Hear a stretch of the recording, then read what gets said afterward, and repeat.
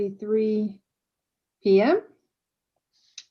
In accordance with Governor Raimondo's Executive Order 21-01 dated January 6, 2021, the Cumberland School Committee intends to conduct this meeting remotely. The public can participate in this meeting remotely, but not in person by calling 312-626-6799, webinar ID 984-6618-1712, or they can join via Zoom. And the link is on the Cumberland Schools District website on the events calendar. So the first item on the agenda is approval of the agenda, and item A, compliance with Governor Executive's Order 21-01 dated January 6, 2021. Discussion or vote on whether there is public access to the meeting through adequate alternative means. And Mr. Chandler, does the public have access? Yes, they do. Yes, they do. So I just need a motion to approve the agenda. Motion to approve. Motion by Mr. Collins, second by Mrs. Rogalski. All in favor? Aye. The ayes have it, 3-0. The second item on the agenda is approval of the minutes from the October 27th, 2020 agenda meeting. So I just need a motion to approve the minutes. Motion to approve. Motion by Mr. Collins. Second by Mrs. Rogalski. Yep, okay, you're muted, Amy. All in favor? Aye. The ayes have it, 3-0. Okay, now we'll get into the main bulk of the agenda, and I just want to introduce Mrs. Rogalski as the newest member of the Achievement and Communications Subcommittee. And so Amy, we use these meetings to stay connected with what's happening. We're mostly focused on achievement, even though communications is also in our title. And we can certainly talk about communications items in future meetings. But this meeting is generally led by Mr. Damana. And so the Assistant Superintendent's Office, is the Office for Teaching and Learning for the district. So work together on the agenda. What would be helpful as a new member, if we just take a few minutes and if we could go around and everyone could introduce themselves and say your role in the district. I know Amy knows some of you, but she may not know all of you. So I think that would be a great way to start. So, I'm going to just look in my view here, and I'll start with the person next to me, which is Mrs. Coughlin. Hi, Beth Coughlin, principal of North Cumberland Middle School. Thank you. And next to Beth for me is Lindy. Hi, I'm Lindy Friesel. I am the multilingual learner and Tier 3 ELA coordinator for the district. Thank you. And then Kathy. Hi, I'm Kathy Cardoza, curriculum coordinator in math and science K-12. And Sandy. Hi, I'm Sandy LaRiviere. I'm the principal at BF Norton. Thank you. And Cheryl. I'm Cheryl Vaughn, the principal of community. Oh, you probably know Amy. Beth, you know Amy too. And Mrs. Malcolm. Deb. Hi, I'm Deb Malcolm, the principal at Cumberland Hill Elementary. Thank you. Dr. Santa, I think you and Amy know each other, but. Yeah, Dr. Santa, I'm the Director of Special Services for Cumberland District. Great. And Michelle? Hi, Michelle Carter, principal at Garvin. And Shannon? Hi, I'm Shannon Bassett. I'm the math PD coordinator and the Tier 3 coordinator for the district. Great, thank you. Nydia? Hi, I'm Nydia Karbanik, principal at Ashton Elementary School. And Jay? Hi, Jay Masterson, principal of Joseph L. McCourt Middle School. Thank you. And Deb? I just want you to know, I ran upstairs since you can't see me and I'm in my PJs now. having a great time. No, I'm kidding. I'm Deb Rude. I'm the curriculum coordinator as Kathy's work wife, and I oversee ELA and social studies at the middle school. Thank you. And Renee? Hi, I'm Renee LaRue. I teach 3rd grade at BF Norton. Okay, thank you. And Kayla? I'm with the Valley Breeze. Oh, welcome. Okay, and Mr. Devana, I don't think you need an introduction to Amy, but Sure. so I will, and now we can go to our first item on the agenda. We thought, since we have a new member on the committee, and even I think it's always good for all of us to make sure we start from the same place with a common understanding. That Mr. Devana would just give an overview of the Assistant Superintendent's Office, kind of how they're structured and the work that they do. And certainly, Amy and Dennis, if you have any questions about that, just let us know. Certainly. So Mike, would you mind cueing the PowerPoint presentation for us so that we can use that as a premise for the conversation tonight? Thanks, Mike.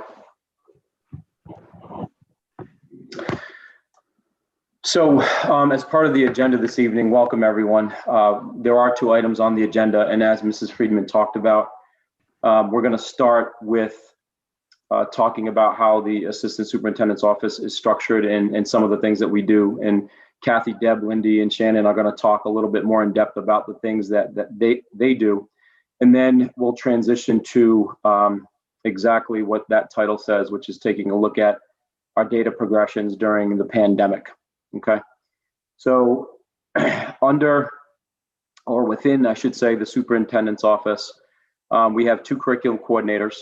And the curriculum coordinators, as you heard, Kathy handles math and science for the district, and Deb handles social studies and ELA. In addition to that, we were able to add through federal grant monies, so it's not paid through our normal functioning budget, fiscal budget, is Shannon's position, which is a math PD coordinator and tier 3 math coordinator, PD coach, excuse me, math PD coach and math tier 3 coordinator. And I'll let Shannon talk about that in a few minutes and what she does. And then Lindy joined us this year as well. She replaced Linda Ionetta's former position, which was the L coordinator in the district, but we added a job title to the L coordinator, and we had a need for looking at tier 3 instruction in the ELA at the ELA level in terms of leading our business. And Lindy takes on the ELA portion of that. And for Mrs. Rogalski, if you don't know what the tier 3 refers to, it's really leading our interventionists in their work that they do with our students who are in need of additional support and help, generally speaking. So with that brief overview, I'll turn it over to Kathy. Kathy will go first and talk a little bit more about what she does with curriculum. Hi, so as I mentioned, I'm curriculum coordinator K-12, focusing on math and science. So my job is to support with teachers, work with teachers, be a facilitator when we meet. We work together to map out curriculum. We make sure that the curriculum is aligned with standards. We look at assessments. We want to make sure that we're teaching the standards as intended and assessing the standards as intended. When we have to implement a new curriculum, I lead that. When we adopt and implement, right now we're in the process of looking at high quality, what Rhode Island has made a list of high quality curriculum materials. Also, we work on standards-based grading. We've done standards-based grading work at the high school, and this year and last year at the middle school, and eventually we'll do that work at the elementary school. We spend a lot of time looking at data data from broadcasts, as well as intercurricular assessments. And a lot of the work with assessments in the last year, this year, we've been working on creating district-wide common interim, or some people call them benchmark assessments. So we have additional data in addition to the STAR data, which we're going to talk about a little bit more, and RICAS. For science, I work with URI. We have a research practice partnership with them. They provide a lot of our PD, but I'm kind of the in-between person that communicates with them. What our needs are, what our PD needs are, supplies for our science kits. I think that covers most of it. Thanks, Kathy. You want to go shift over to Deb? Yeah. So as I call Kathy my work wife, everything that she just described, I do in ELA and social studies. But what I want to say is, 5 years ago when we were hired, Tony set the vision of our work, and Kathy and I had to figure out really what that meant. So when we looked, he said, you're charged to look at a curriculum instruction, assessment design, and assessment outcome in the light of the standards, and take action. So over those 5 years, these past 5 years, it's been quite a journey. Because what has happened is we realized that the assessments that we had 5 years ago said they were assessing, maybe 10 standards, and in fact, they really weren't. So the critical piece of this work is to look at the assessment design, and we've learned how to deeply understand what standards mean in relationship to assessments. Then we look at outcomes, as Kathy said. Monitoring internal curriculum assessment and RICAS outcomes is critical. And we think about what is this data telling us and what are our next steps. And we do this work, as Kathy said, in the context with teacher leaders. And we have teams, we have K-8 teams. So we have a representative from each grade level at each school. And at the middle school, they're called content leaders. Kathy referred to some other projects we work on. This year, we built the essential framework for the middle school. I did it for ELA, Kathy did it for math. Standards-based grading last year consumed a lot of our time at the middle school. But I just want to say, what I described about curriculum and instruction and assessment is the heart and soul of what we do, because it grows student proficiency. And I will say modestly, but since there are new members to the team, that when we came 5 years ago, both ELA and math, in terms of the way we look at proficiency is through RICAS, we grew in ELA from 17th place in the state to 4th as a district. And I think that is a direct credit to Mr. DeMonta's vision, because Kathy and I couldn't have done it without his guidance, and of course, the teachers and the principals. The challenge this year is the amount of time we have to meet with teacher leaders. We have 5 PD days and 1 hour curriculum mapping meeting. And let me just contrast that to the amount of time I had last year. I had 52 days of meeting with K-8 teams for a total of 312 hours. Yesterday was our 3rd PD day, and I call it speed mapping, because rather than having full days of deep discussion, we're jumping, basically an hour and a half with some teams. And the grades 3 to 5 team yesterday looked at their already condensed curriculum, because we found out we're beginning to administer ELA RICAS on 3/29. So what we did is we backward mapped the days. We said we have 6 days of instruction in February with the current hybrid model, the AB model. And we're making the assumption students will return to school 4 days a week by March 1st. And that will give us another 19 days of instruction for a total of 25 days. So those teachers that are the leaders, and Kathy and I both agree, are so positive and so willing to do the work. And that was the work accomplished in shorter order yesterday.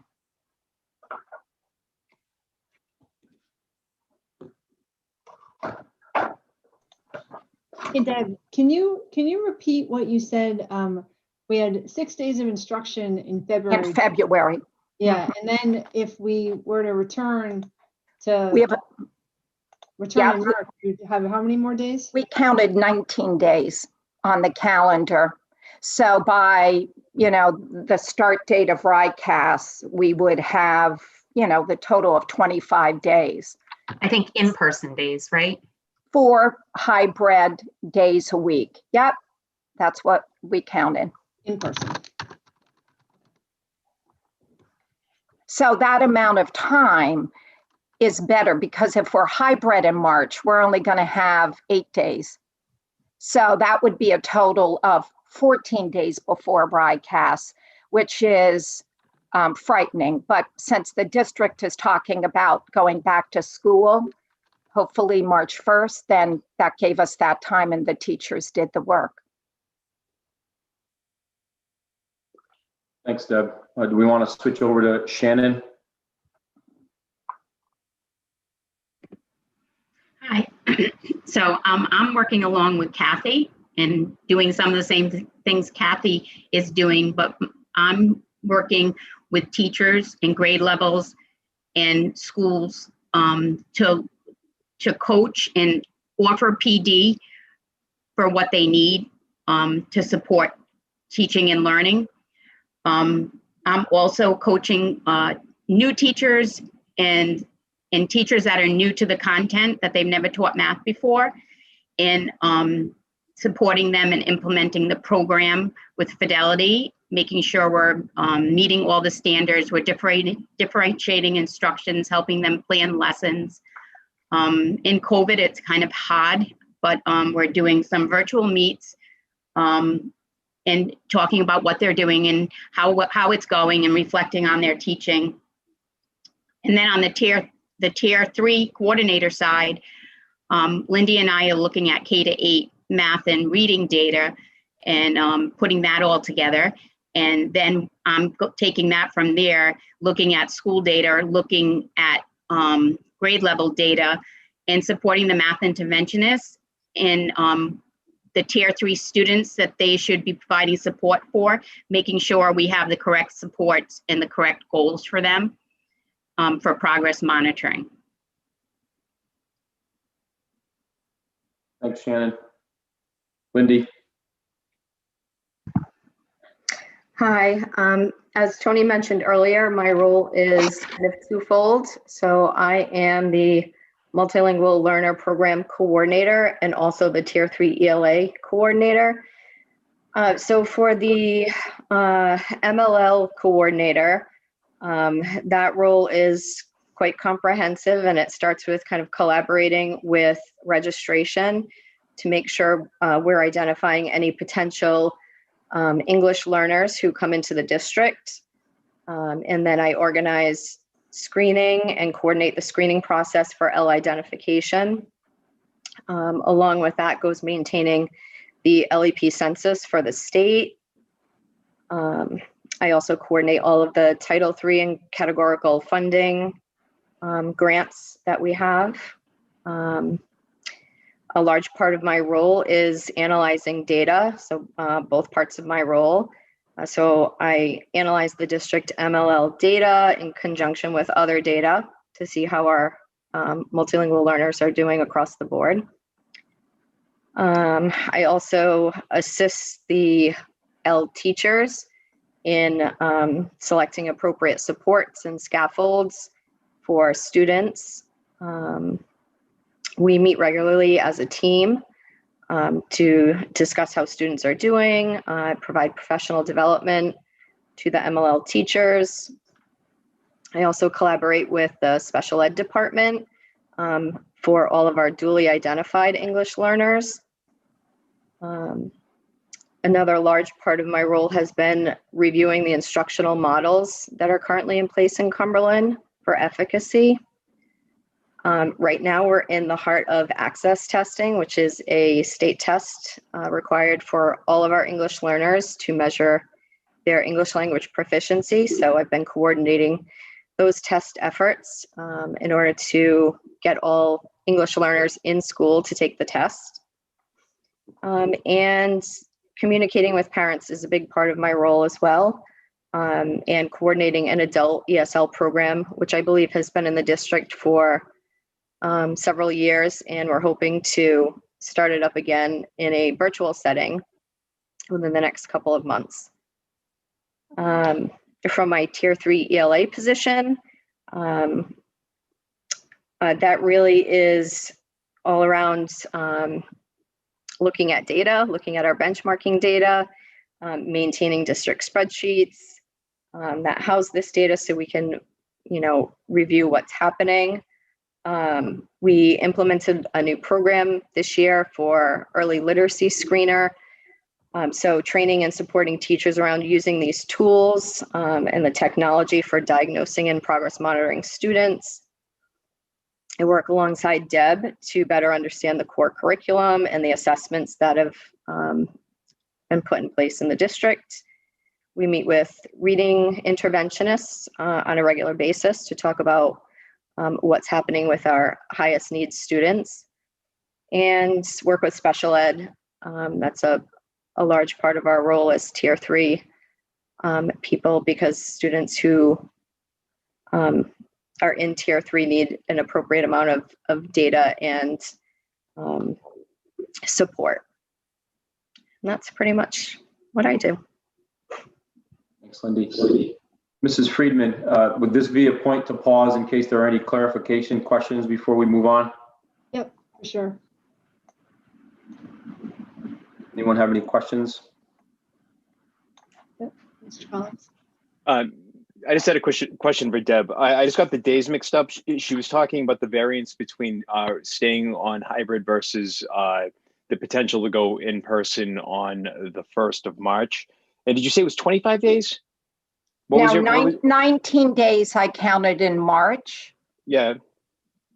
And 6 days in February, because we'll be on the AB schedule. So the teachers, as I said, looked at what units of instruction need to be moved. For example, in grade 3, they have to teach the narrative unit, which they normally wouldn't be teaching. Well, they would have been teaching it prior to RIDECAST, but they would have been in school 5 days a week. So, the jockeying was done in an hour and a half, and we're going to follow up on February 8th for that 1 hour meeting.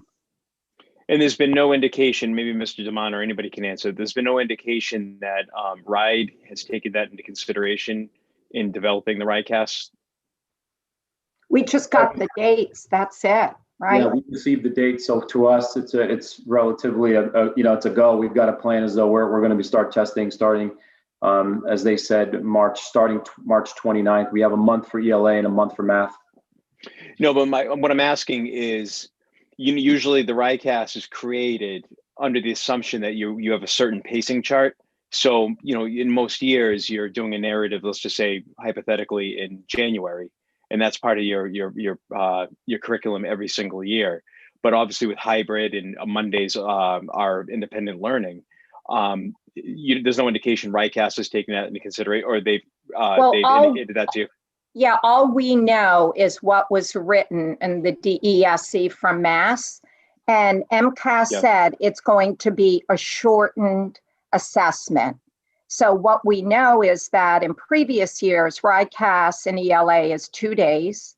There are 3 writing prompts, and it's rigorous. So we know. So Kathy and I are going to a session to see the test specifications being revealed in early February. Yeah, because I know in Massachusetts they're going to be eliminating the long composition for one of the things for the 10th grade MCAS, and I was wondering if RIDECAST was going to be looking at the same thing. Yeah, and we don't administer it in the high school, and they need it for graduation. Sure. So we don't administer that beyond 8th grade, but it will be interesting to see. So we haven't gotten information about Rhode Island's tests specifically, but we've been looking at Massachusetts because we know it's the same assessment in math. They do plan to give a shortened version, but the children will get different versions. All the standards will still be covered. So it's not like they're saying, okay, focus on these priority standards, and this year we're not going to assess, say, geometry. They're going to cover all the standards. It's just each child will have a different version, so it won't be as long, is what we heard in Massachusetts. Whether or not Rhode Island will be the same, we're not sure. Yeah, Okay, and good. we think it has to be the same because they just rip off the MCAS test and put RICAS on it. So it isn't like Rhode Island is developing the assessment. Yeah. All right. Okay. Any other questions on the overview? All right. Okay. Ready.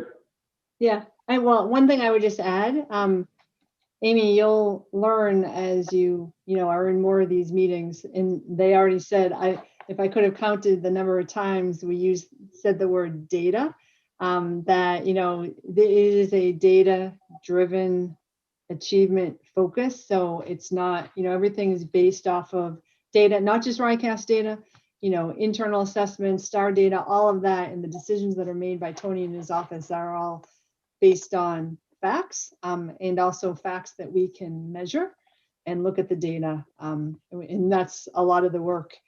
They're all, mini data statisticians at the same time. I was a psych major and I love data, so that works for me. Great. Mr. Demana. We're ready to move forward. Mike is driving the bus here with the presentation, so he can cue the next slide for us. So as you heard everyone talk about their roles, one of the keys to what we do is so how do all of these parts come together? How do they function together? What's the role of our team as it works with teachers and administrators? And hopefully by the end of this presentation, you'll have a better understanding of how our office interacts with all the different levels in the district. And certainly feel free to interrupt me as we go with the presentation. But if you take a minute to read that quote, it's really important because I think it captures exactly what we do.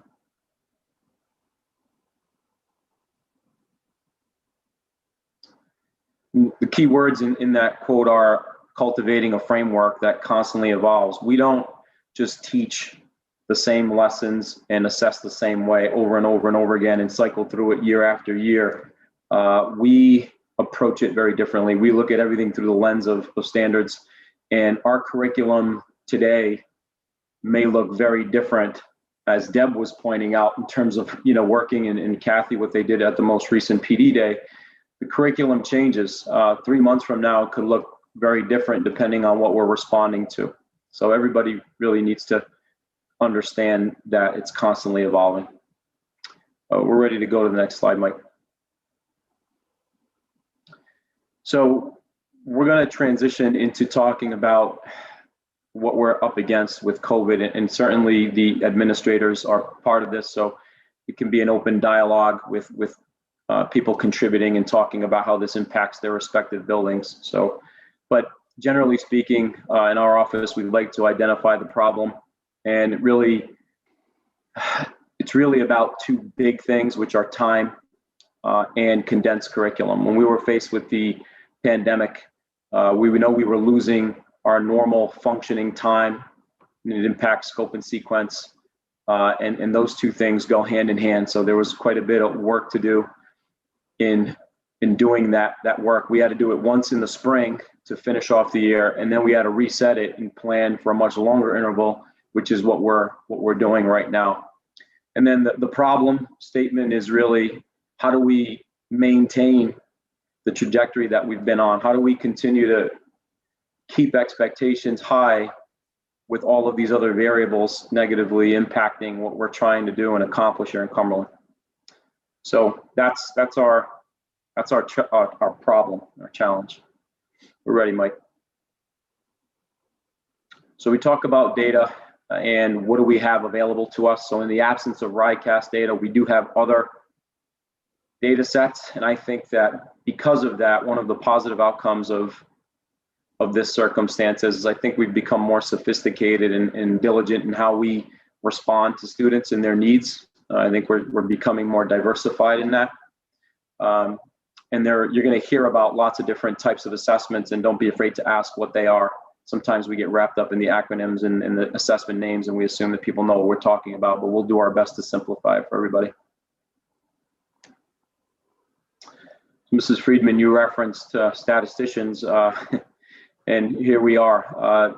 There's a difference between statistical analysis and data analysis, and the easiest way to distinguish the two in what we do in our context is building principals work at the more granular level with their data within their schools, within their respective schools.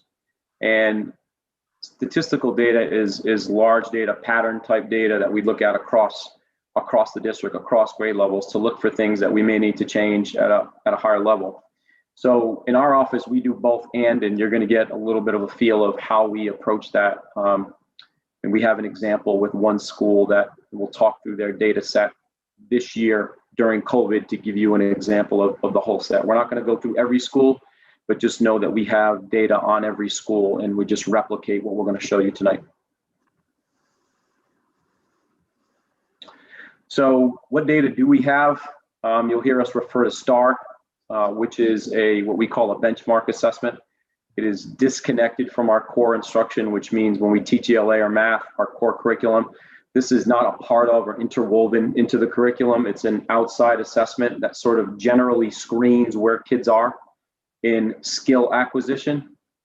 And then RICAS data is more of a proficiency standards-based data set that we'll get into how we think about it in our office and in our district. Before we do that, we're going to read this timeline from left to right, and I know there's a lot on it, so I'll try to go as slowly as I can. But the presentation and the data that we're going to share with you follows this timeline. When you look at the fall of 2018 and spring of 2019, that is 1 year's worth of full instructional and interval of instruction when we took the last time we took RICAS. So in the fall of 2018, we had an entire interval of instruction through spring of 2019, and then the students took RICAS in the spring of 2019. That's the last time we have a RICAS data set. So from that moment on, what do we have from there in the absence of that summative data? So in the fall of 2019, that was pre-pandemic, that was the beginning of last year. And so we had instruction starting in September or late August, right up and through March, I believe, March 13th. And we'll talk a little bit about the data that we collected last year. We're also going to look at the fall of 2020. And the reason why we have fall 2019 and fall 2020 together is the way that we've chosen to look at this data is so kids who tested in their respective grade levels in the fall of 2019 at the beginning of that year pre-pandemic, we wanted to see the comparison between how kids were performing then in relation to how they started the year this year after summer regression and a March to summer change in DL. So we wanted to compare those two fall numbers to say, hey, are kids really starting that far behind, and give us a good sense of that.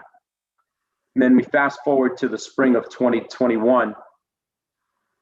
What do we have available? We'll have our STAR benchmarking data available after another whole year of instruction in this model that we're currently in, which is part hybrid, part DL. And Renee, by the way, is a full-time DL teacher. So if anybody has any questions about that, she can certainly, I think, speak to that. Yes, I'm volunteering you, Renee. And you'll see one last piece of the timeline. I can't really see it on the presentation, but it's about targets and percent transfer.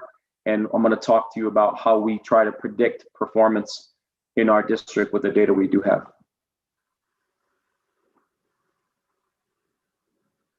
All right, this is a really important slide because everything that we're trying to piece together in our district, starting with the work we did or started 6 years ago when I got into the office, is our grading system, the way that we look at proficiency, the way that we look at performance within the curriculum. I like to base it in Bloom's taxonomy, which is a taxonomy based on cognition. And if we could quickly just kind of like think about Bloom's taxonomy, in simple terms, as it relates to the assessments in this presentation. STAR is about skill development, and can understand, which would, in a parent's world, would be the equivalent of when they see a 2 on a child's report card, that nearing proficiency. They can demonstrate some basic understanding of the standards, but they're not quite proficient. And in RICAS, it's more of an application-driven assessment where their ability to transfer skill into higher order thinking is where the magic happens. And you'll hear us refer to tier 2 students, moving into tier 1. Tier 2 students kind of live in the land of can't understand. And we want to move them into the land where they're transferring skill acquisition and STAR to proficiency-based learning. And we're going to show you exactly what we mean numerically on the impact that it has when you're crossing that threshold. And if you look on the right-hand side, basically our report card system is based in this premise. When you look at a 1 on a report card, it's about basic knowledge and little understanding as far as the standards go that teachers are measuring. I referred to 2 and 3. And then 4 is that analysis piece, the extension, the ability of thinking and evaluating. We've historically had trouble in the Cumberland School Department identifying a 4. Early on, when I came into this position, the way that the report card and standards-based structure was put together, I really didn't understand how people were defining a 4 as above the standard. That didn't really make sense to me. So we've gone to some large professional development venues. Most recently, we went to Albany, New York a few years ago on a Marzano Institute on standards-based grading. And really a level 4 is about the analysis, the extension, the ability to extend their learning in a creative, evaluative way. Any questions about any of that so far before we get into a school example? Do you see any, Mrs. Friedman? No. Okay. So impact. Now we're going to get into the meat of it. Let's look at where we are. Nydia was gracious enough to agree for us to share her school data as a model and an example. I always like to ask before we share an input. And again, what you see here has been replicated for each school, and we've given it to each school. And we'll talk about how our office interacts with principals and what this data means in buildings. And there's a lot of information, so allow me to walk you through it really, really slowly. On the left-hand side, you'll see ELA 3 through grades 3 through 5, and then math grades 3 through 5. K-2 will come up later on in the presentation. And if you remember, when we went back to the timeline, we said we wanted to do a STAR comparison in the fall pre-pandemic, and then where we started out this year after the impact of the missing instruction or the change in instruction in the spring, including summer regression. So if you look at the performance, let's just focus and hone in on ELA 3 as an example in Nydia's school. The students pre-pandemic that were in grade 3 were at about 55% skill benchmarking, skill acquisition at the beginning of that year. And fall of 2020, the incoming, a new cohort of third graders coming in that were second graders that year, started out the year at 70%. So they are at plus 15% in that particular grade level.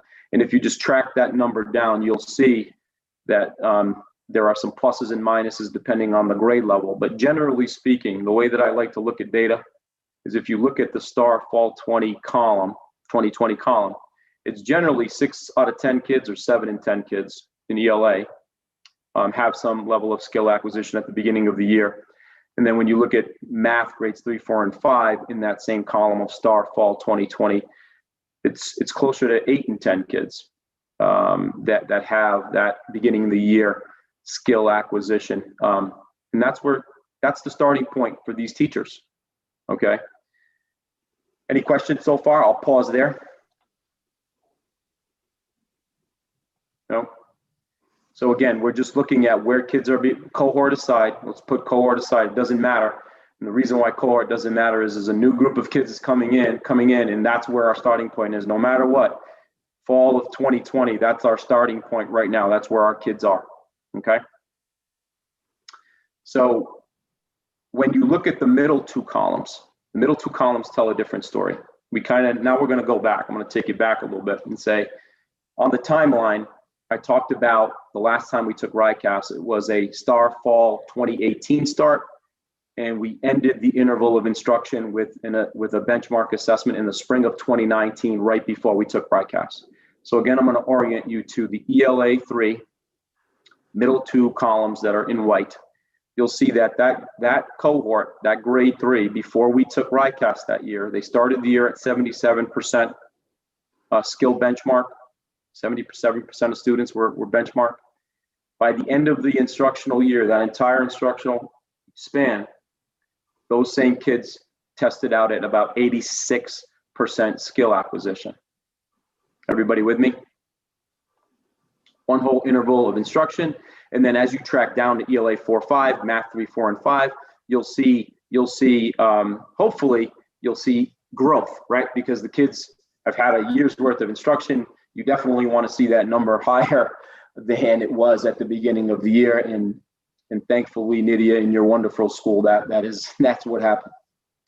So the reason why we chose to show that data is because I wanted to take it a step further, because we have to do some type of forecasting, and everything that we do is chasing and hunting down a method of us having reliable and valid ways in our district with our assessment infrastructure to predict performance on proficiency-based assessments like RICAS. So we shouldn't be surprised when we get RICAS data, in my opinion. We should be able to predict, generally speaking, where we should be, and we should see some accuracy if we're doing it right and we're doing our jobs correctly. So in that next column, you'll see a percent transfer. And what I wanted to do was I wanted to calculate of the kids of where they ended up that year. We're going to stick with the same example, ELA 3, because it's the easiest one. They ended the year at 86% proficiency that spring. Then shortly thereafter, they took RICAS, right? And that group was 77% proficient. So you'll notice that it's a lower percentage of students acquiring proficiency as it pertains to the STAR score. And when you calculate the percent transfer, it's about 9 in 10 kids transferred skill acquisition to proficiency, okay?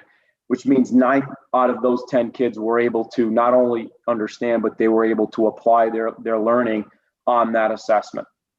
And that's a really good coefficient, a 90% coefficient. As you track it down, you'll see a relationship in ELA, in grades 3, 4, and 5, 90% transfer, 89, and an 84% transfer. It's within 6 percentage points. Yet you see a different pattern, statistical pattern in math, grades 3, 4, and 5.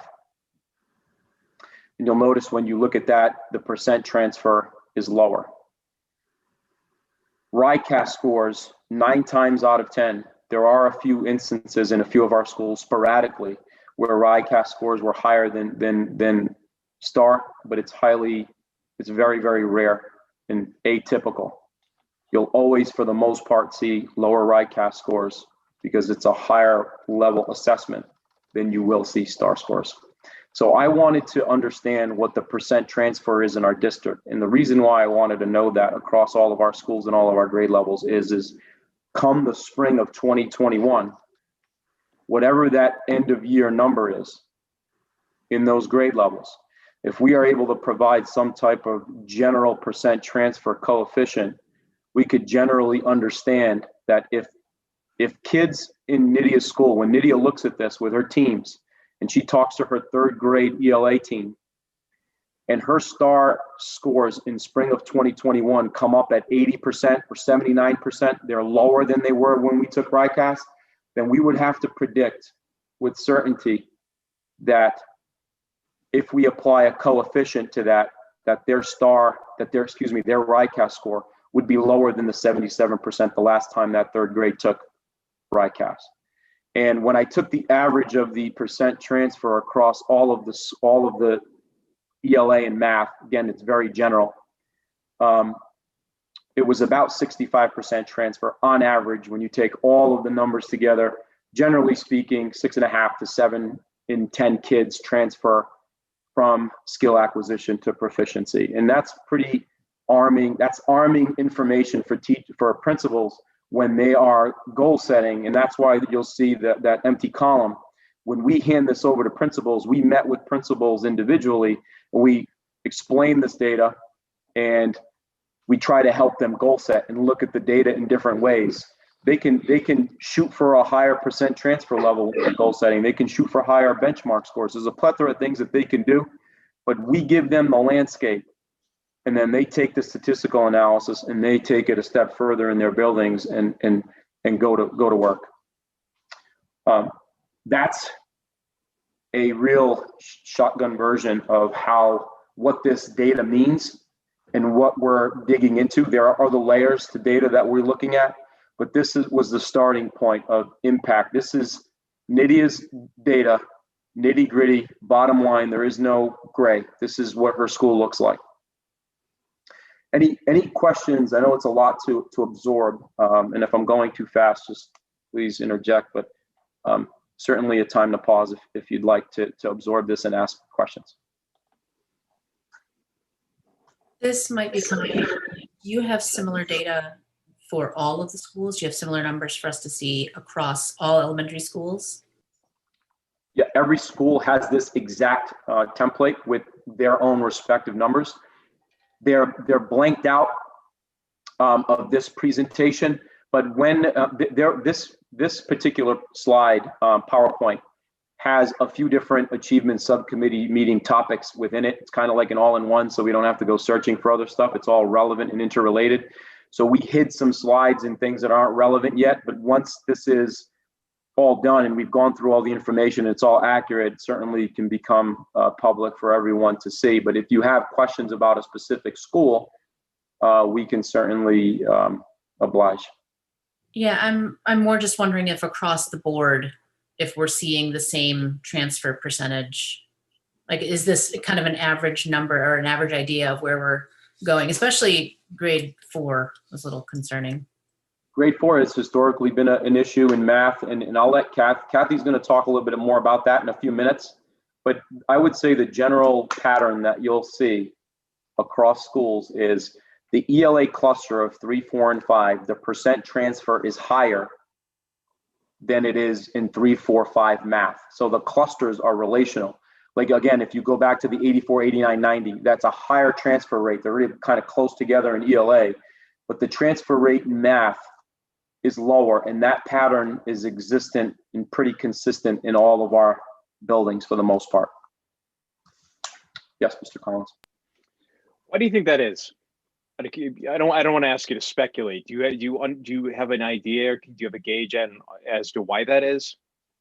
I have my own theory, but we can certainly open it up to Kathy and Deb and have them talk for a few minutes, and then I'll interject. So as far as math, our scores are typically roughly the same proficiency-wise in ELA and math. So I think it has to do with the STAR. You can see it looks like the STAR, we have 98%, 93, 89, and we find that, and Shannon can talk about this too, she was a math interventionist. When we give this benchmarking tool, it doesn't usually identify all of the students that really need support. So I think it overinflates often. If we look at the number of kids that qualify for a tier 3 intervention, ELA versus math, there's always significantly more in ELA. However, we know that's not the case when we see RICAS because they're both performing around the same. So Shannon can weigh in on that, but that's pretty typical that we see. We look as we have several more reading interventionists than math interventionists. And that's because when you look at our STAR data, it doesn't identify as many kids needing support in math. And I just want to say, that's why we can't just rely on STAR. That's why looking at, the RICAS data, that's determining proficiency. It's an active assessment. It's very rigorous. So looking at these relationships and patterns, we're not going to be fooled by just looking at STAR data. Yeah, and I think you have to think about STAR. STAR is a benchmark screener of foundational skills that students have. If they get a pretty decent score on STAR, then they can access core, where RICAS is an assessment of all the standards for their grade levels. So it's a more rigorous and more application than STAR benchmark. Yeah, it goes back to the Bloom's taxonomy piece, Mr. Collins, where you're talking, right, the skill piece versus that math assessment rigor. The word problems are more wordy, they're more difficult, there's multi-step. So they're really asking kids to raise that bar in order to determine proficiency. And also, when you think of the test design, you know, STAR is how long? They administer it, they're done in 40 minutes. And RICAS is 2 days. And as I said, in ELA, there's so much rigor, especially around writing instruction. So the test designs and the purposes are very different. Would it be possible to get the other schools in the school committee's folder, the Google Drive? Yeah, of course, no problem.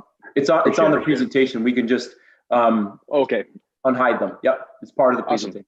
I appreciate it. Thank you. No problem. So we're ready to go to the next slide, Mike. This is Kathy. Kathy's up. So you can see that we have RICAS data from previous years, but not last year. We have STAR data. And so talking about what other data do we have intercurricular assessments, and then we have what we call interim assessment data. So when we think of intercurricular in the area of math, we think more about the mid and end of module assessments. So each module has a mid module, end of module. They're common across the district. We've worked at revising them with the mapping teams so that, again, they're assessing the standards as intended. The interim assessment data is more, it's also a common assessment. It was created by teachers. So we started, the first group of interim assessments were created for the middle school, 6th, 7th, and 8th grade with the middle school teachers. And they have a beginning of the year that they use, and then they have one at the end of each trimester. So the items on the interim assessment are RICAS-like. In fact, most of them are RICAS released items. And so at the end of Tri 1, they administer this. So it gives them a couple of things. It gives them good information about, okay, what standards do students still need to continue working on? Which standards are they not proficient in? Because we can't just keep teaching, assess, teach, assess, and moving on. If they're not proficient, we need to go back and reteach or provide some differentiation for the students who aren't proficient in those standards. And then we do the same thing at end of Tri 2. And again, we'll go back, it's cumulative. So the interim assessment at the end of Tri 2 covers Tri 1 and Tri 2. And again, teachers have time to intervene before RICAS. We also look at it as more of a predictive, we're trying to look at it as a predictive measure that, okay, if they're, again, what Mr. Damana just showed with the STAR and the RICAS, that there's a predictive nature, that we're seeing a correlation between how they do on their interim assessment and how they do on RICAS. So this is our second year. We don't have a whole lot of data. Once we go back and look, we're finding it's more predictive in 2 grades than 1, but we make changes, we make adjustments. The other thing is last year, it was given, we don't have RICAS, so we can't see if there was a correlation for last year. And we know that students took this assessment at home under different circumstances. So, you know, we look at it as one measure, but it's not the end all and be all. So we're just going to look at the middle school, and we also have interim assessments for grade 3, 4, and 5, but last year was the first year, so we don't have the historical data. And this year I created assessments, and I shared them actually with the K1 and 2 teachers yesterday for feedback, but we're also going to have the interim assessments in K-2. So we'll have them K-8 common assessments across the district that they take. In the elementary, it'll be beginning of the year, middle of the year, end of the year, and the middle school, it's at the end of each trimester. So Mike, if you want to go to the next slide. So this just shows the, again, it starts off with the end of year 2019. So if you look, there's McCourt's on the left, North is on the right. And then that year we had RICAS. And so you can see there's a correlation in some grades and some, one school for, they're closer some places than others. But if you look at grades 6 and 7 at North, there's a pretty strong correlation. It was 73% proficiency in grade 6, and on RICAS, they got 69%. And then last year at the end of the year, we didn't have RICAS, but they did take the end of year assessment, and it was 69% proficiency. And then you can see grade 7 and grade 8, that 96%, that's kind of an anomaly. But then if you look last year, they got 64%, and on RICAS the year before it was 64%. And then if you look at McCourt, you can see too the patterns that typically, in grade 6, 83% in the interim, 36. Again, that's kind of unusual, but if you look at 2020, that's more in the ballpark, 64%. And then math 7, 64%, 41%. And then last year, again, we don't have the RICAS, so it's hard to determine if it was predictive only after 1 year. And like I said, we make adjustments when we see this.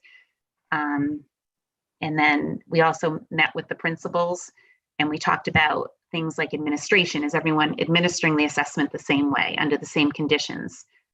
Also how it's being scored, because most of it is on a platform. There are some constructed responses that are scored by the teacher.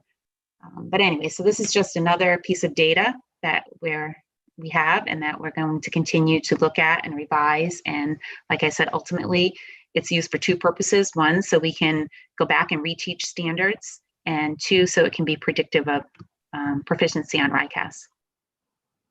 And Kath, if you don't mind, I just want to add that in this particular case, with these proficiency-based assessments, we're chasing validity and reliability, and we're looking for that correlation. And when you look at the grade 6 and 7 scores, when you have 73% to 69, 67 to 68, when I looked at the RICAS scores, all of them, in other words, all of the 4s, the 3s, the students, the 2s and the 1s, the percentages were very, very, very, very close. In fact, they were nearly identical, which lends itself to some of the things that Kathy talked about. The assessment itself, we can say with certainty, was valid and reliable. We're on the right track.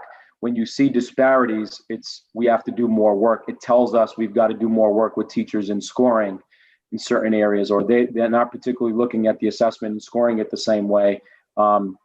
Was it the testing conditions and variables that impacted this? So those are the things that Kathy works on with mapping teachers so that we get it right and we can be more predictive. It's all about that chase.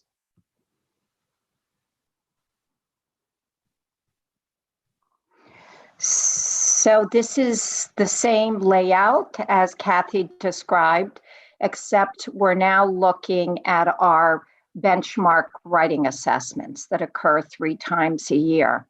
And EOI means the end of year assessment. We developed these assessments 5 years ago when we were really learning how to teach writing explicitly and not just assign writing. So these assessments at grades 3 to 8, we have, and especially at the middle school, when the content leaders meet, we revise them for different reasons. I think what is interesting about our writing assessments is they're scored based on the Common Core criteria that is evident when using an established writing exemplar.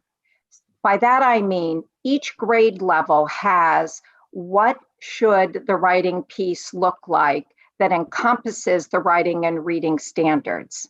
So they're not just scoring blindly.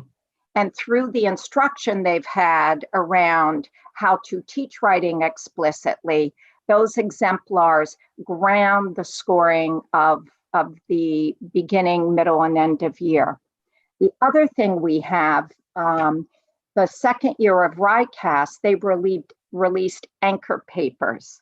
So the anchor papers were scored in the middle school from 5 down to 1. And those are truly our guide about what we can expect students to do around good writing. What are the pieces of good writing? What are the standards of good writing that are evident in anchor papers? And we might say, well, our kids are mostly 3s. So what do we need to do next to grow them to 4s? And if they're 4s, we say,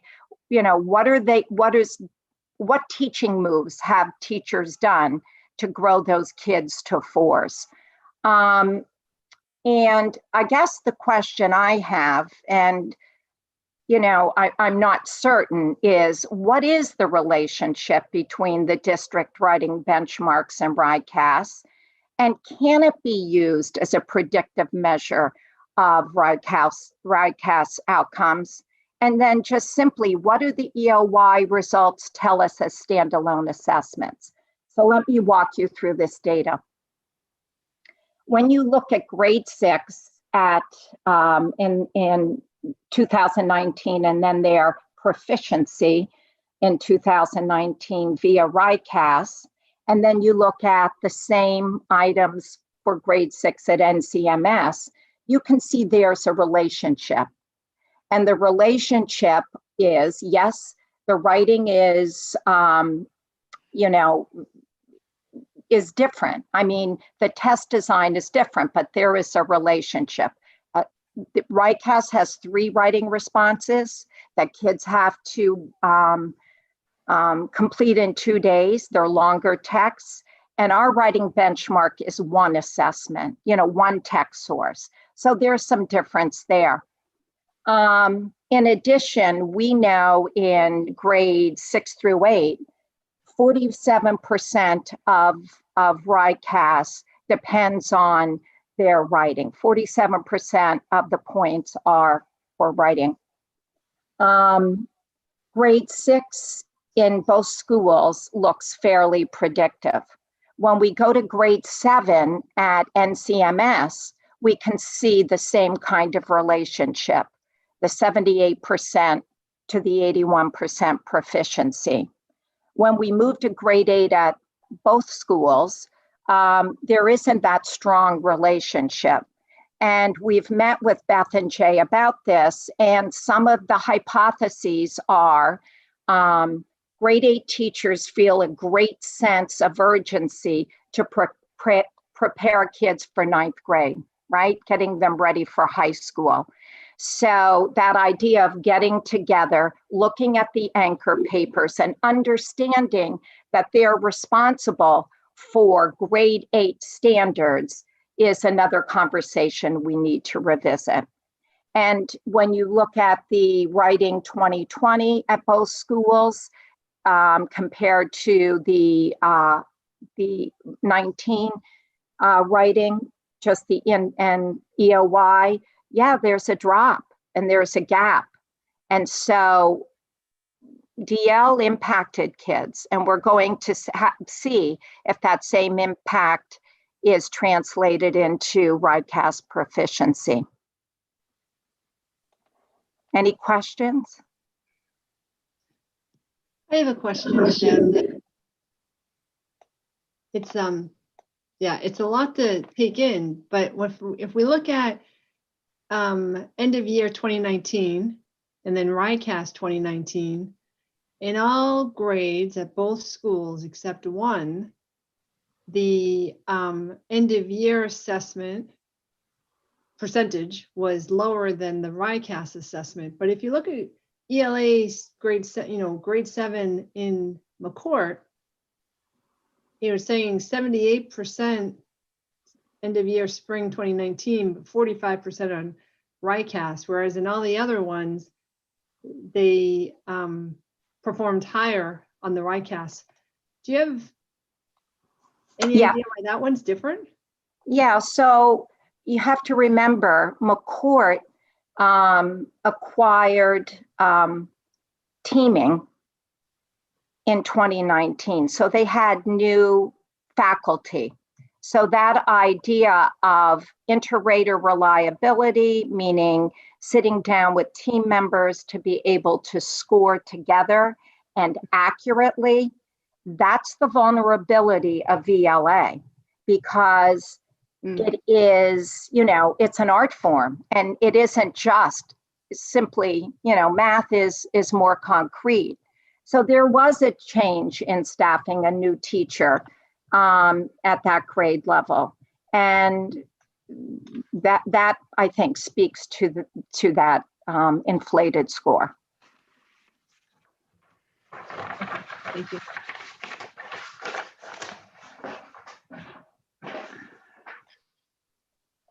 And if you go back to that just for a second, I guess, and I'm sure, Mr. Demana, that you're already 5 million steps ahead, but you're already, I'm betting that you're already looking at predicting what the RICAS results will be this spring based off of, the past data. And if it follows the trend that you're seeing here, it's not looking very positive. Correct. And when you think of writing, the teachers grades 1 through 8 have said, I need to teach writing. I need kids in school. Doing it DL is very difficult. And in addition, it's time and intensity. I need them there 4 days a week, 5 days a week. So yeah, we're going to be vulnerable. And as I said, 47% of grades 6 through 8, at least it was in the test design, previous test design, relied on writing.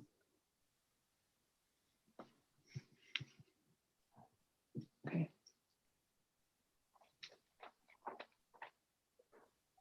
We're ready for the next slide.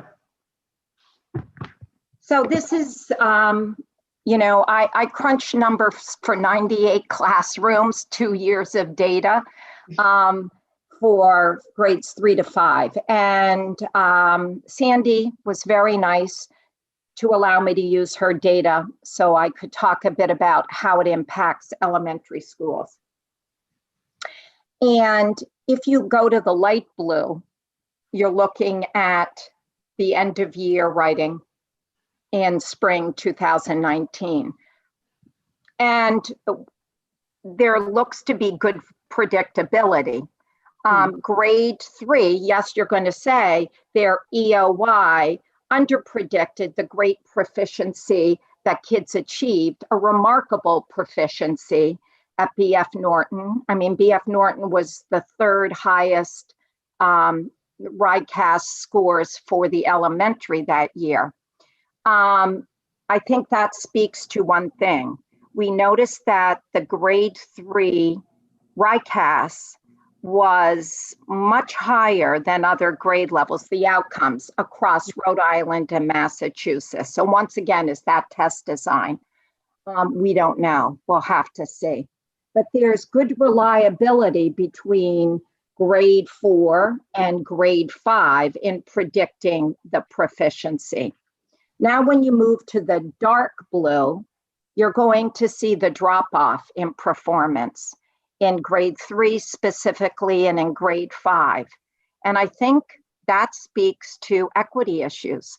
BF Norton is a school of 50% poverty.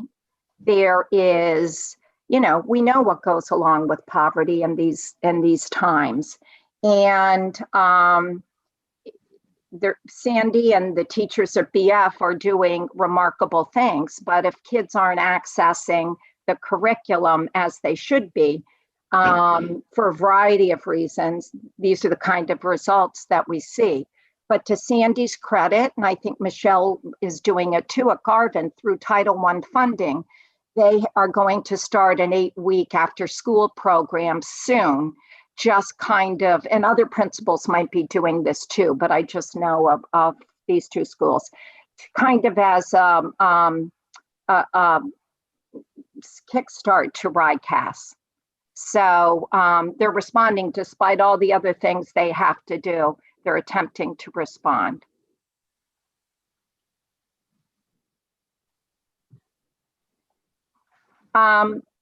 So what are we doing, Kathy and I, in K-2? Well, we adopted Wonders last year. And so we felt a sense of urgency this year to create tri-assessments for early literacy and collect intercurricular data. So at the natural stopping points in K1 and 2, that's what I've done. I've met with the teams. We've created assessments that we're going to use to look at student outcomes for early literacy. I think it's going to be most valuable next year because our own internal data is going to show year-to-year gaps.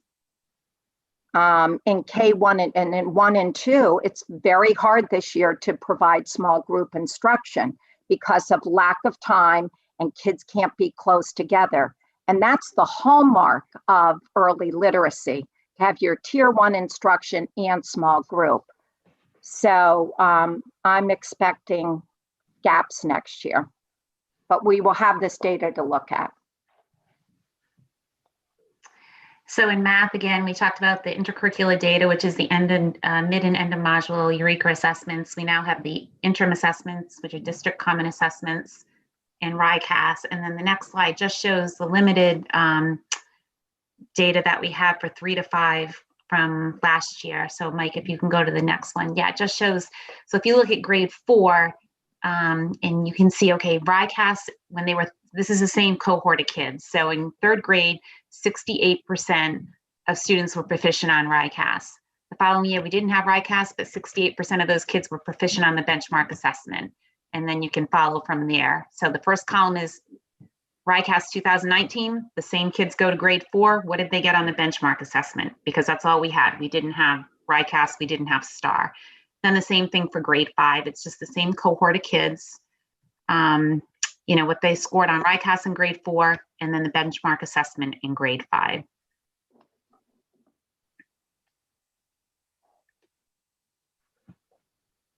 Thanks, guys. So at this point in the presentation, we're nearing the conclusion of it. But we wanted to talk a little bit about the district response. You've heard Kathy and Deb talk about what they do at the tier 1 level in terms of response and working with the teachers and assisting principals in action steps for their schools. But we wanted to pause and talk a little bit about what does this mean for our L student subgroups? What does this mean for our students who are struggling? And certainly Rachel, I believe Rachel is still on the call, and she can certainly speak to responses as it pertains to the students receiving special services. So we're going to turn it to Lindy to talk a little bit about the MLL systemic response. Thanks, Tony. So I was able to talk to you a little bit earlier about my role. One of the biggest parts of my role right now is looking at the program models we have to support our English learners in the district. And currently we have a couple of different models. So we have an inclusive model, which is a sheltered content instructional model. And we also have a collaborative model where our L specialists both push in and pull out. So I'm looking at those models, looking at the different schools and the data around how our L students are doing in terms of reaching English language proficiency and seeing what tweaks might need to be made there. It's evident that we need to prioritize McCourt. So I've been working closely with Mr. Masterson and the instructional coach there to think about what next steps are to help support our L students and our teachers there. One of the recommendations that we're making is adding an additional MLL teacher to that building so that there could be one at each grade level in order to support the L students there. Currently, our L students are not quite meeting the time requirements that they need per ride. And I think that probably is in part this year due to a couple of factors, right? Considering that we're in this hybrid and dual setting. But in order to move students and help them grow, it really would be beneficial to have an additional MLL teacher at that building. We're also looking at scheduling and how scheduling impacts the types of supports that our English learners can get at that school. Additionally, we'll be working on some targeted professional development, not only for our L teachers, but for our content area teachers as well, around culturally responsive teaching and strategies to support our multilingual learners in this setting that we're in, both hybrid, distance, and in person.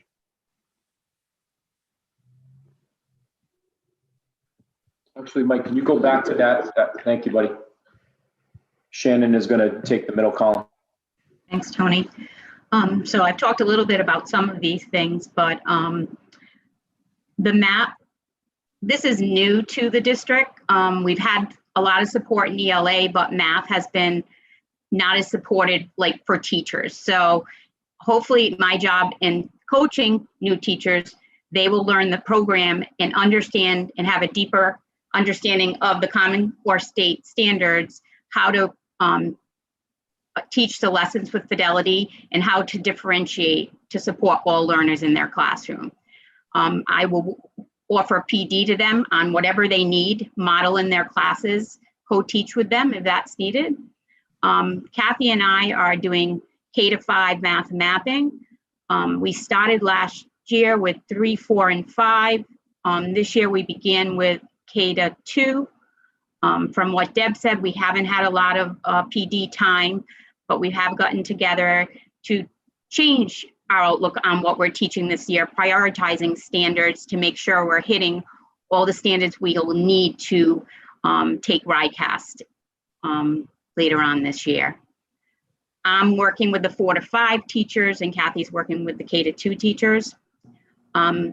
We actually have 2 new programs this year. We have IXL and we have FRECO, which are differentiated, adapted programs that we can really hone on skills for every student at their level during intervention. And since we're doing a lot of distance learning, these kids can do this at home and have targeted instruction at all times because it's adapted to every single child at their level. My previous job, I've been a math interventionist community school for 7 years. So I'm kind of excited about this because we really haven't had the support in math. So I'm going to be working along with my colleagues to support them, especially in data analysis and analyzing the data for those Tier 3 students, making sure we're putting all the supports in, have the research-based programs, and keep analyzing and reviewing and making good decisions to have higher academic growth for all those Tier 3 students and all students.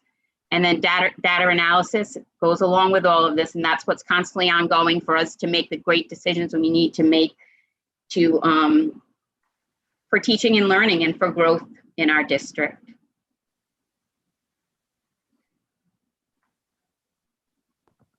Thanks, Shannon. We're going to swing one more time back to Lindy to round out the ELA Tier 3 response. Thank you. So one of the things that we've done this year is really look at the district assessment tools and technology that we have available to us. We did have to make a shift at the beginning of the year for our early literacy screening tool, simply because we didn't have enough district issued devices to use the tool that we had used in prior years. So this year, for benchmarking purposes, we decided to use IXL for early literacy. So a lot of the work that Shannon and I have done has been around training and teaching teachers how to use these tools to support all learners, whether, Tier 1, Tier 2, Tier 3. It really helps to narrow down specifically what skills students need to work on. We've also done some research into prioritizing a shift in the early literacy tool that we're using. We're really trying to look at tools that are reliable and valid, and have made some recommendations to shift to Star Early Literacy Screener, which would then be a consistent measure that we could use across K-12. And would really help with tracking and monitoring. I've implemented standing meetings with our reading specialists to get a better understanding of what's impacting their work this year, how we can best support them, and what tools they might need not only this year, but going forward. and really supporting them with some research-based intervention to target those specific skills for our Tier 3 learners.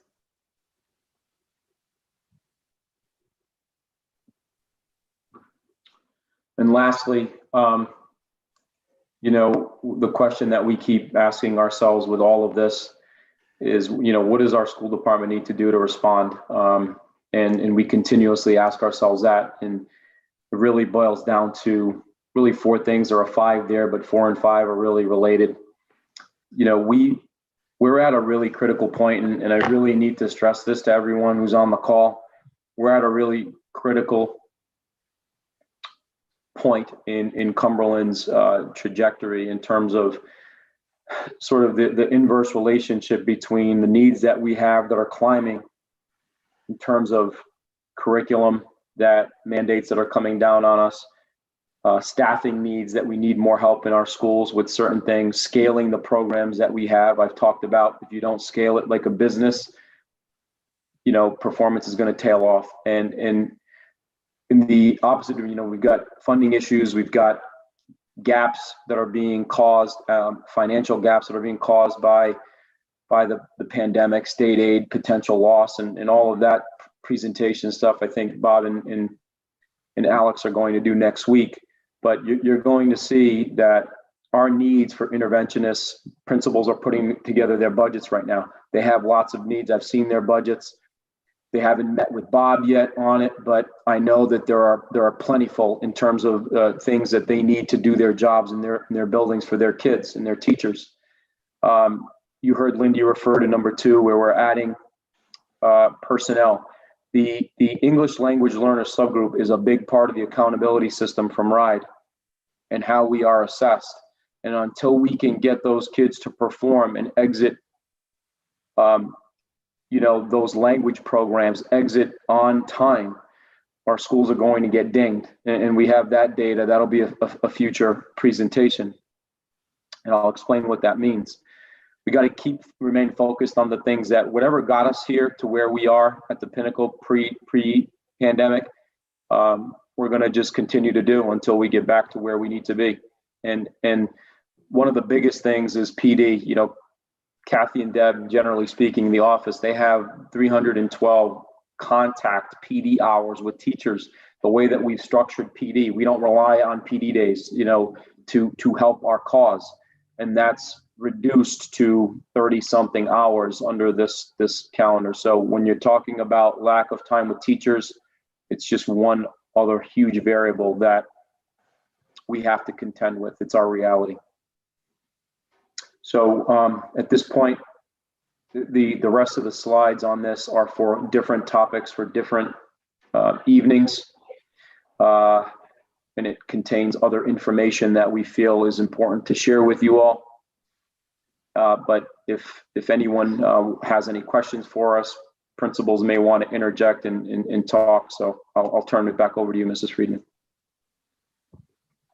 Okay, thank you, Mr. Devana, and thank you everyone for your preparation and for sharing this data with us and helping us to understand it.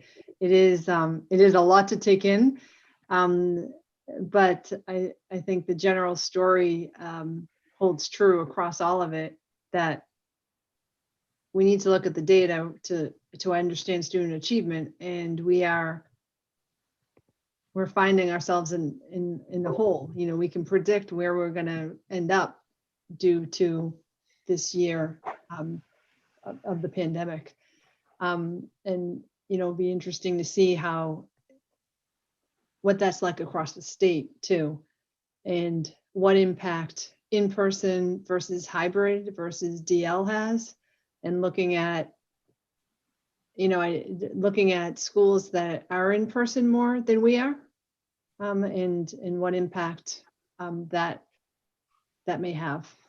But are there any questions or comments from Mr. Collins or Mrs. Rogalski? Mr. Collins? I have a question about the STAR assessment. So you use the STAR assessment. I mean, obviously the best would be if we had like a state issued RICAS pretest, you know, like, so we could truly get a better idea of where we're at RICAS wise. But The STAR is clearly a useful tool. Do you have the ability to use it for non-testing subjects, even science, social studies, even music? I mean, in theory, any of the arts. And would you be able to use it too, or do you use it at the high school level as well? So I'm going to have Shannon and/or Lindy. They know the tool. They work with it all the time, being tier 3. But I can answer the high school question.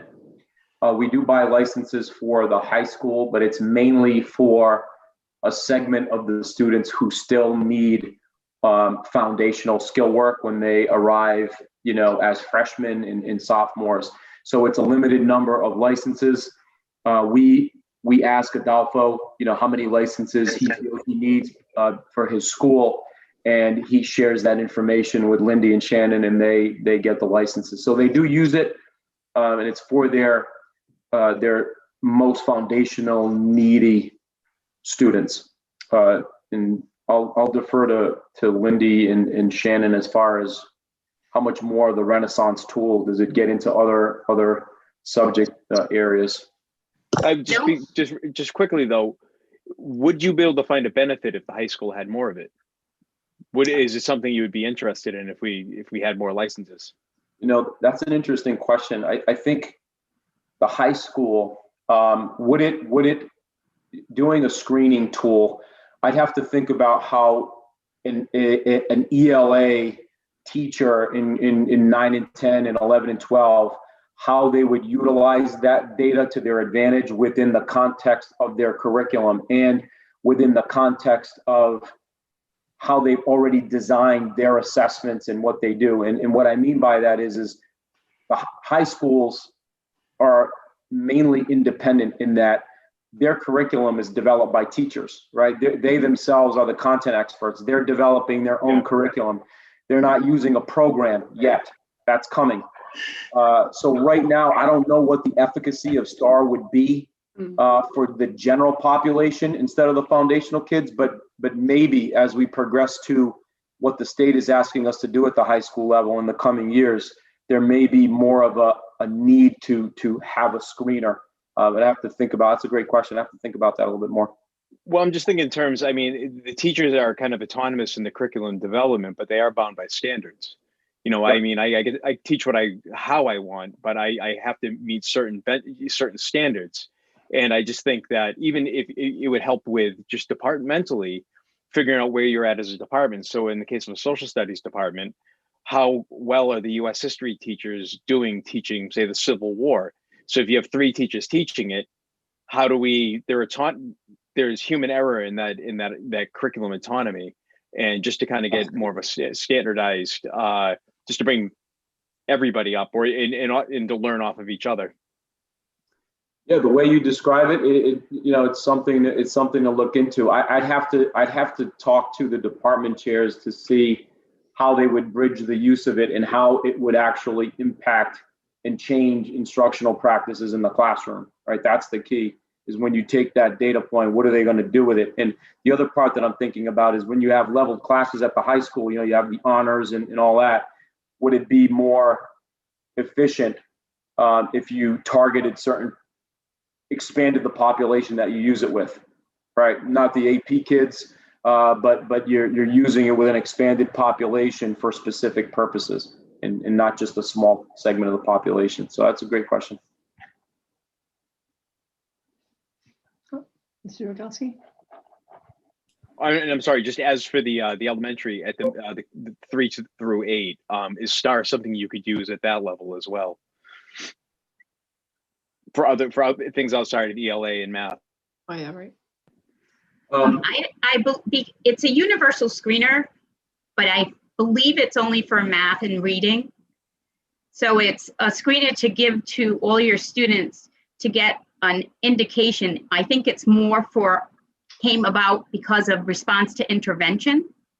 So to know where kids would fall in what tiers and what kids had the foundational skills to access the core that they had at their grade level, and the kids that still had missing foundational skills, and how we would support them during intervention and progress monitor and and try to get them to be tier 1.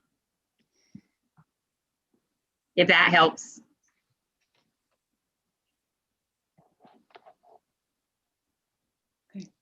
Amy. So I know RICAS from my kids taking it and all 3 kids taking it, but I just have a couple of questions. The first being probably mainly for Lindy. What percentage of students in the district are MLL students? You have an idea? Oh, you're muted. Am I there? So right now we have 130 active students, actively identified as Ls, 14 who are eligible but not enrolled. So that means the parents have opted out, but they're still considered language learners and still get tested every year on the access test. And we have 26 students who are monitored. They have exited the program. And we have to monitor them for 2 years to ensure that they're still making progress. They're aligned with their grade level peers who are native English speakers. Okay, and do these non-native English speakers because I just don't know, so forgive my ignorance here, do they also take RICAS exams? Yes, so the only ones who are exempt are students who have been here in the country less than 1 year. Okay. And they still have to take the math portion, but they're exempt from the ELA. Okay, so I also just want to make clear to myself, were we dealing with 2 separate issues here? Are we dealing with worrying about achievement in terms of RICAS and also worrying about the achievement of our MLL students or our L students? I'm sorry if I'm using the wrong term. Are we worried about both groups meeting the RIDE specifications for the L students and that all of this has been going on with the pandemic is hurting their achievement and the RICAS, or is it all rolled into one? So the accountability system, that's a really good question. The accountability system that RIDE uses, they look at achievement in ELA and math as it pertains to RICAS proficiency for all schools, all populations. And then in addition to that, they tease out the L subgroup and they sort of double ding you in that regard. So they pull that subgroup out, and interestingly enough, we know with 99.9% certainty that an access score of 4.8 equates to proficiency on RICAS. So in other words, a student who achieves a 4.8 on that access test, and it has 4 parts: language, speaking, listening, reading, and writing.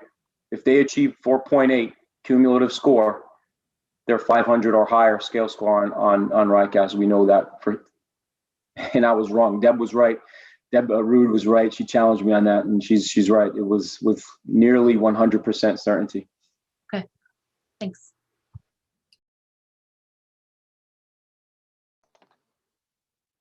Okay, so are there any final comments or anything on this very robust topic? Okay.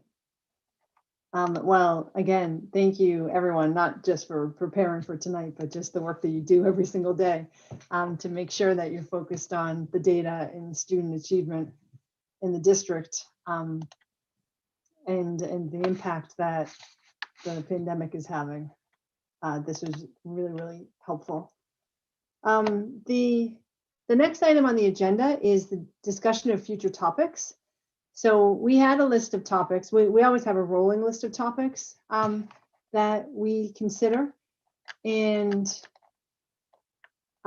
usually around this time of year, we want to have an agenda item around achievement-related budget items as we're entering the budget season, or have already entered it, to understand that. So I think that is probably a good one for us to have on our list. But we have other, yeah.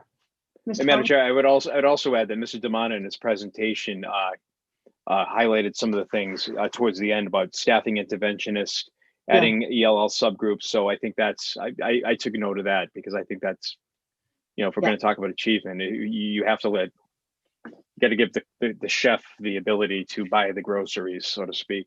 Yeah. Still Bill Parcells phrase. So.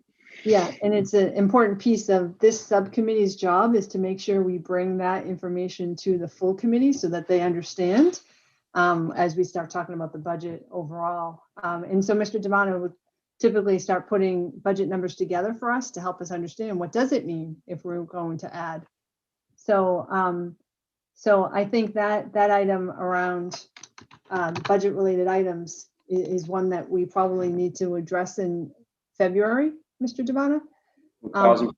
I think it would be important to have, principals come to that and give, and have Rachel in her office, two coordinators, give, 5 to 7 minutes summaries on what they've presented to Bob in terms of their needs. And then I can talk about what we see, or we can talk about our office, what we see at the district level in terms of personnel. But another important rung that is going to be extremely pricey for the Cumberland School Department is the Rhode Island regulations around adopting high quality curriculum in certain grade levels, including the high school.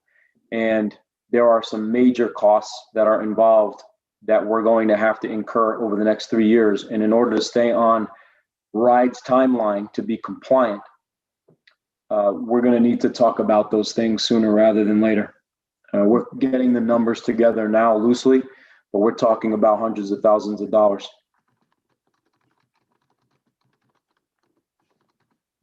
And I'm sure the funding for those also comes from the state. That does not, I don't think that's going to happen. We're going to have to talk to Senator Pearson about that. Unfunded mandates, yes. So for Mrs. Rogalski and Mr. Collins, are there other topics? I mean, we have kind of the running list, but in budget is going to be something important for February, but others, yeah, Mr. Collins. I've raised this before, but one of the concerns I have with COVID is, I proposed this, I think, in the fall, but college admissions, the impact of COVID in college admissions, I think it would be great if we could get even a couple college representatives to explain to us what they're looking for, how, if RICAS scores are going to be impacted, surely SAT scores are going to be impacted as well, and AP scores. Is that something they're anticipating? Is there something they're going to compensate for that, looking at other things, maybe extracurricular? I keep telling my students attendance. I think attendance, if you can show up in distance learning in the most difficult of times, and I know at the high school level, attendance is, and I know it's happening across the country, attendance is a monster issue. And perhaps we can get somebody from the college level to come in and talk to us, or even somebody at the high school, guidance counselors, to come in and maybe tell us what they're hearing as well. Because it's a little late in the game. It's a little late in the game now for seniors. We're getting close to deadlines, but I think the impact is going to be felt through next year as well. Because for the juniors this year, sophomores and juniors, those are the two most important years in the college admission process. So, but that's something I'd be interested in. I'm sure many of the parents would be as well. Yeah, good. Okay, I've added that into our list.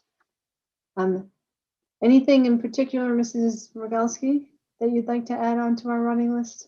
I'm still trying to absorb everything from tonight, so I can't. I loved the data. I loved the presentation, though. It made complete sense to me. So I know I chose the right committee. No, if I think of anything, I'll let you know. I'm sure there are ideas. My head's spinning with everything else right now. We have this topic on our agenda every meeting because we have to talk about this in an open meeting. So it's always on our agenda. And Mr. Devana, is there anything in particular that you would want to add to our list of ongoing topics? I would say that at some point in the near future, but certainly from an important standpoint after budget, would be how our schools are going to be measured with the accountability system. I think we should all give you some semblance of an idea on how they are going to go about grading our schools.